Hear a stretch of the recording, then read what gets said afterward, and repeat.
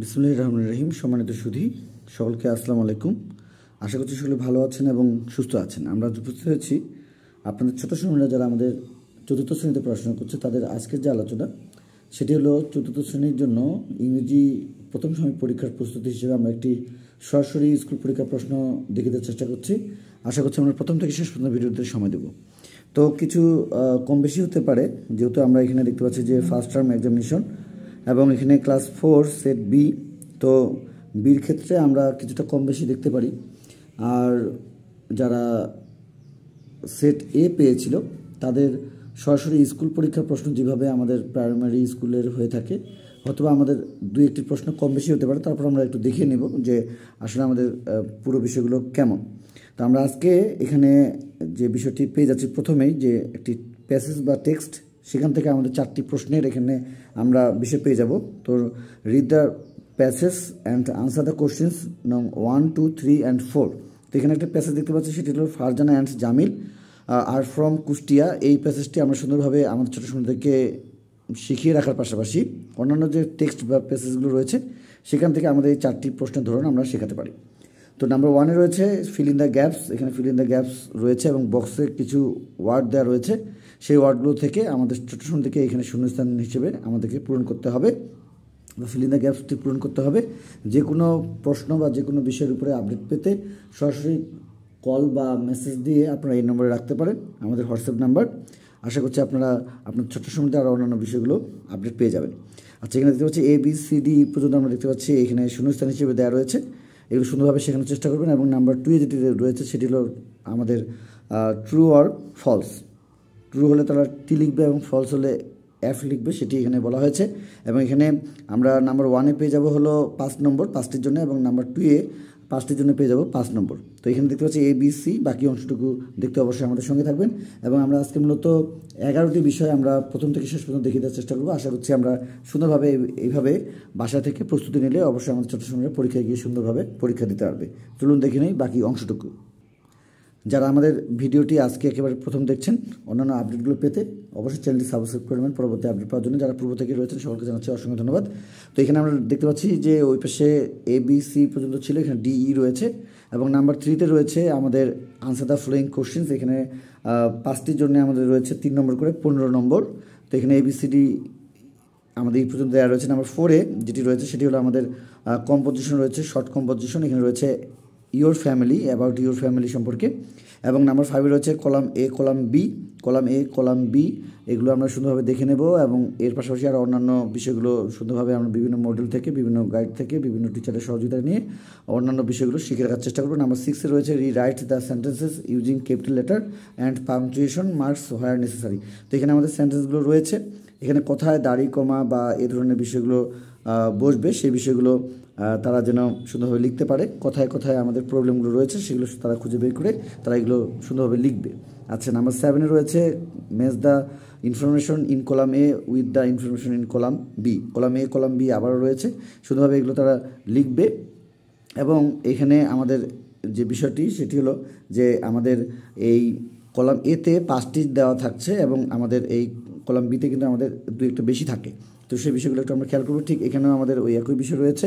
এখানে আমাদের ABCDE পর্যন্ত রয়েছে। এখানে আমাদের রোমান সংখ্যা 1, 2, 3, 4 পর্যন্ত 5 পর্যন্ত আমরা এখানে দেখতে পাচ্ছি। বাকি দুটো আমরা এই পাশে দেখতে পাবো। তো আমরা দেখিয়ে দেওয়ার চেষ্টা করেছিলাম আমাদের ছোটো সময় যারা আমাদের চতুর্থ শ্রেণীতে পড়াশোনা করছে তাদের ইংরেজি বিষয়ে 100 নম্বর একটি সরাসরি স্কুল পরীক্ষার প্রশ্ন। আশা করছি সম্পূর্ণ বিষয়টি দেখছেন। আচ্ছা, তো আমাদের এখানে বাকি অংশটুকু দেওয়া রয়েছে। এখানে 6, 7 পর্যন্ত দেওয়া রয়েছে। নাম্বার 8-এ যেটি দেওয়া রয়েছে সেটি হলো write the question word from the box, complete the sentence. আচ্ছা, কোশ্চিন সেন্টেন্স। আচ্ছা, তো এখানে আমাদের আসলে WH কোশ্চিন যেভাবে আমাদের ছোটো সময়দেরকে বোঝাতে হয় বা শেখাতে হয়, তো এখানে আমাদের জাস্ট যে ওয়ার্ডগুলো এখানে রয়েছে এগুলো সম্পূর্ণ হলো WH কোশ্চিনের জন্য, যেমন what, why, where, who, how. তো এই বিষয়গুলো আমাদের ছোটো সময় থেকে এখানে বসাতে হবে। ABCDE পর্যন্ত দেওয়া রয়েছে। এখানে 5টি ঘরে 5টি ওয়ার্ড দেওয়া রয়েছে যেগুলো আমাদের WH কোশ্চিনের জন্য। সেগুলো তারা এখানে সুন্দরভাবে বসাবে এবং তারা এগুলো পূরণ করবে, অবশ্যই তুলে নিয়ে তারপর পূরণ করবে। নাম্বার 9-এর জন্য যেটি দেওয়া রয়েছে সেটি হলো আমাদের rewrite the correct form of verbs in brackets. আচ্ছা, তো আমরা এখানে আমাদের রাইট ফর্ম অফ ভার্ব রয়েছে, অর্থাৎ আমাদের এখানে ব্র্যাকেটে যেগুলো দেওয়া রয়েছে সেগুলো তারা সুন্দরভাবে পূরণ করবে, সেটা কারেক্ট ফর্ম অফ ভার্বসে তার পরিণত করবে। এখানে আমাদের 10 নম্বর রয়েছে। আমাদের এখানে প্রত্যেকটির জন্য কিন্তু আমাদের 1 নম্বর করে হবে, প্রত্যেকটির জন্য আমাদের 1 নম্বর করে হবে। এই বিষয়টি আমরা একটু দেখব। এবং এখানে আমাদের 10 নম্বর দেওয়া ছিল। নাম্বার 9-এ যেটি দেওয়া রয়েছে সেটি হলো ABCDEFGHIJ পর্যন্ত আমাদের এখানে যে সেন্টেন্সগুলো দেওয়া রয়েছে, এখানে আমাদের রাইট ফর্ম অফ ভার্বস, এখানে ভার্বের প্রয়োগগুলো তারা এখানে সুন্দরভাবে সঠিকভাবে লিখবে। এবং আমাদের নাম্বার 10-এ যেটি দেওয়া রয়েছে সেটি হলো আমাদের fill in the gaps by writing the time so that the story makes sense. আচ্ছা, এখানে আমাদের যে সেন্টেন্সগুলো দেওয়া রয়েছে আমাদের মাঝখানে করে আমাদের ABCDE পর্যন্ত দেওয়া রয়েছে, যেটি তারা সময়ের বিষয়ে এখানে বসানোর চেষ্টা করবে। এবং এখান থেকে তারা সুন্দরভাবে যেন এই বিষয়টি একটি স্টোরিতে পরিণত হয় সেই বিষয়টি একটু খেয়াল করবে।